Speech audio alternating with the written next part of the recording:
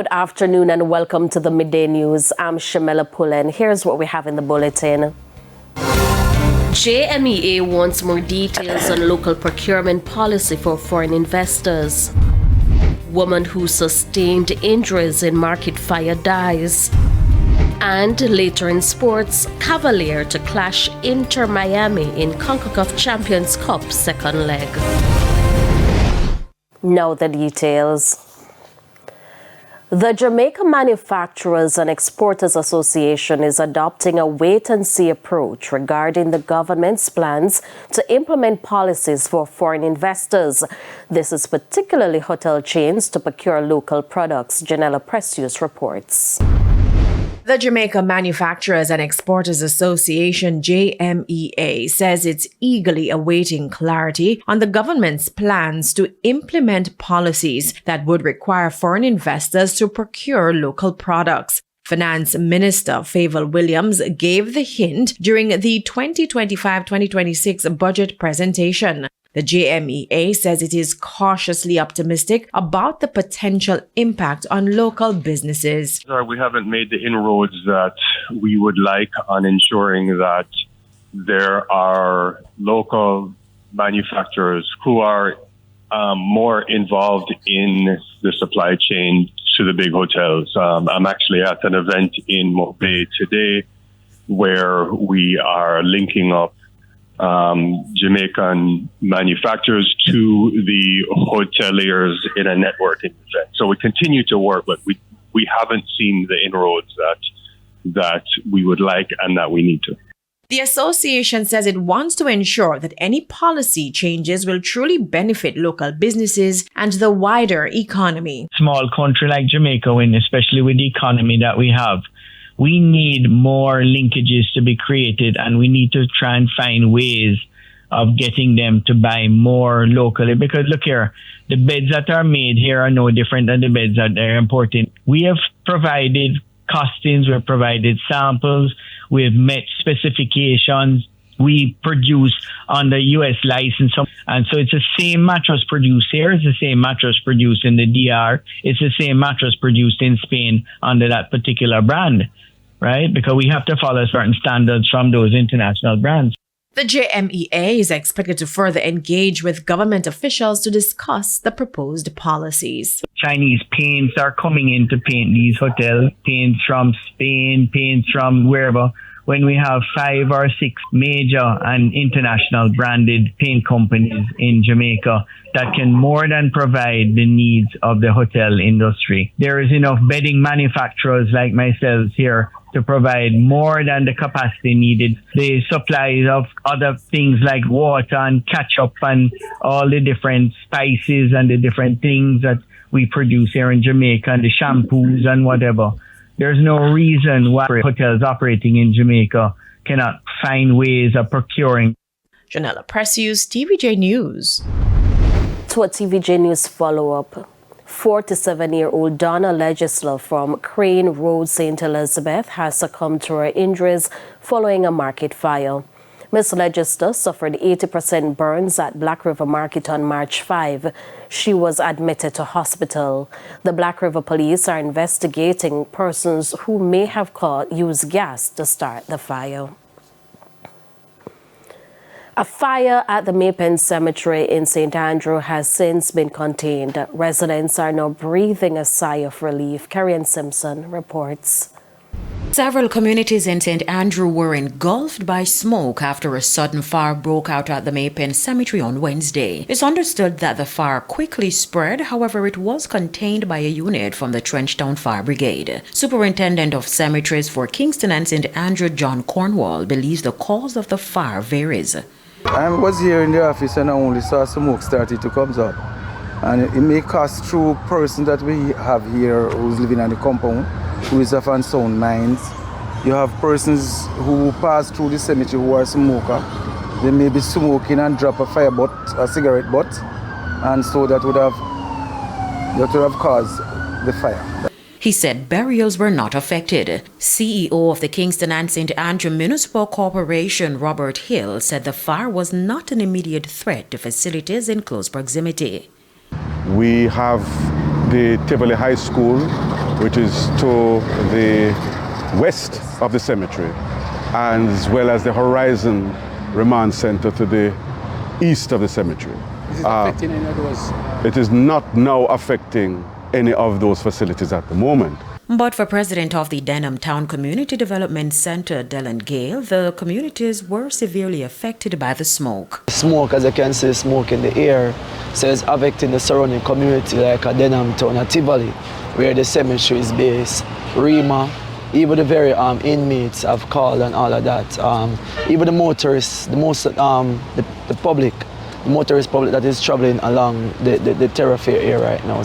In the meantime, Mr. Hill expressed satisfaction at the quick response of the Jamaica Fire Brigade. Kerry-Ann Simpson, TVJ News.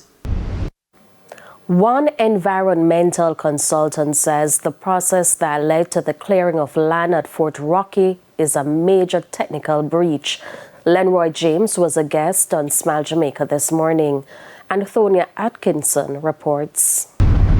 This week, the Ministry of Culture announced that the clearing of land at Fort Rocky to construct a parking lot has ceased. It was also revealed that the area will be fenced with plans to restore the land with vegetations like mangroves. Additionally, there was a promise for consultations on using sections of Fort Rocky as an entertainment zone. But environmental specialist at LDJ & Co. Lenroy James says preserving this landmark is crucial not only for its historical value but also for its environmental significance. He further emphasized that before any activity takes place, consultations should have been done. First and foremost, at Fort Rocky, the very first stop should have been with the regulators. So that would be NRC, NEPA, that sort of thing. Sorry.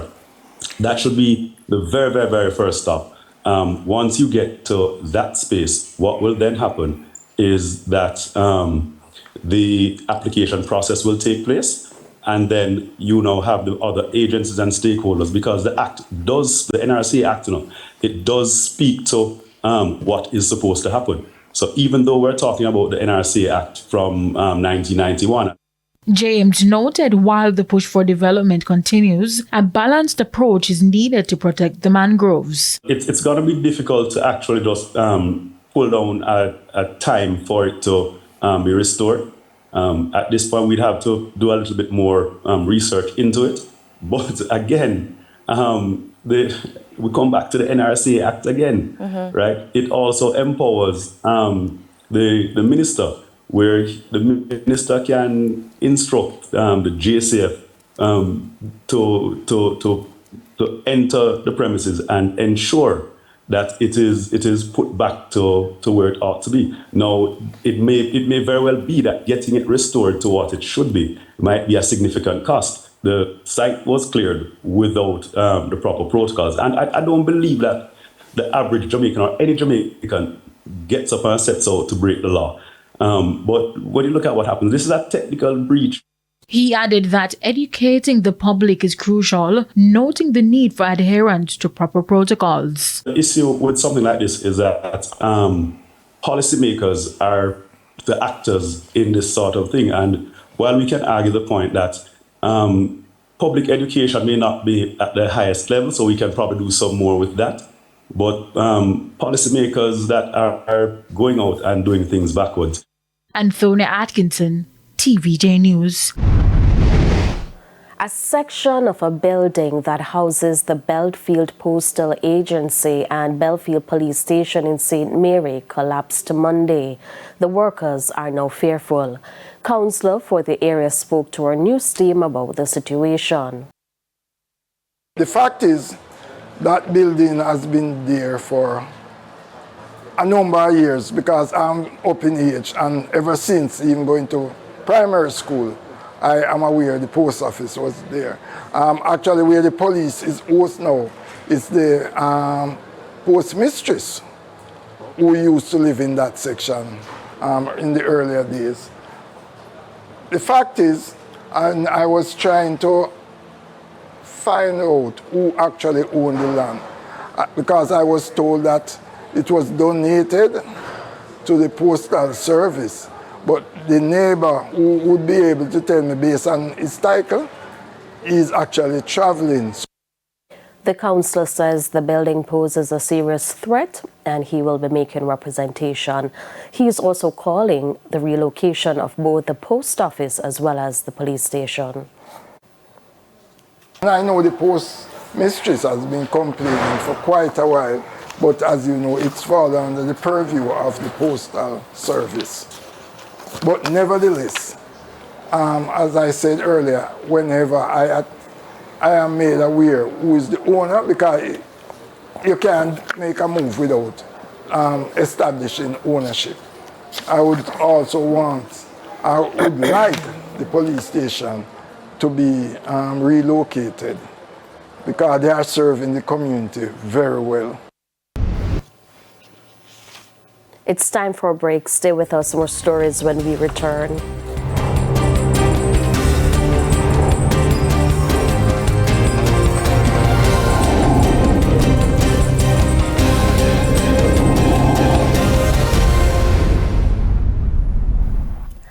Welcome back to the Midday News.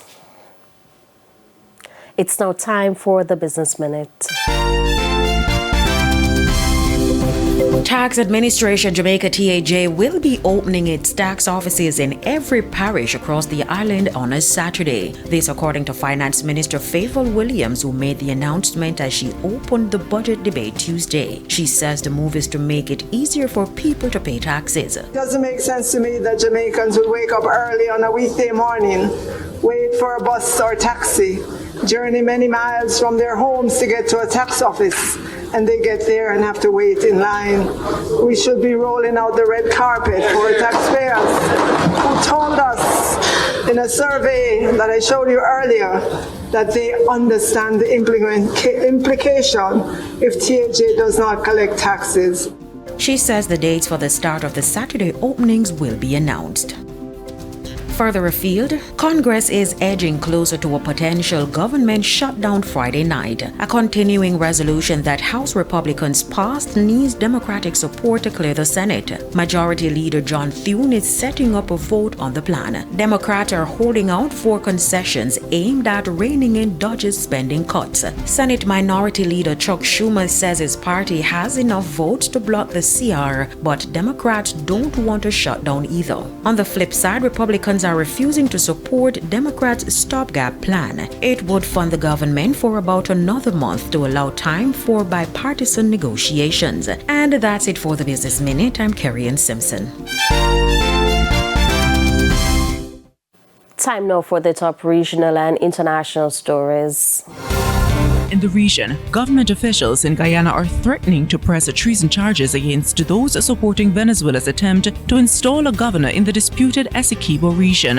Home Affairs Minister Robeson Ben warned that both Guyanese nationals and others appointed following the elections will face charges. Guyana recently urged the International Court of Justice to block Venezuela from conducting electoral activities in the region while the two countries have an ongoing border dispute. Venezuela claims the Essequibo region, which is part of Guyana, based on a referendum and includes it in their official map. On the international scene, former Philippines President Rodrigo Duterte has arrived in the Netherlands to face charges of crimes against humanity at the International Criminal Court (ICC) over his war on drugs campaign. Arrested at Manila Airport, he was quickly flown to The Hague. The 79-year-old could become the first Asian former head of state to stand trial at the ICC. Duterte led the Philippines from 2016 to 2022, overseeing a violent crackdown that resulted in thousands of deaths without trial. And those were the top regional and international stories. I'm Nakinsky Robinson. We take another break. Sports is next.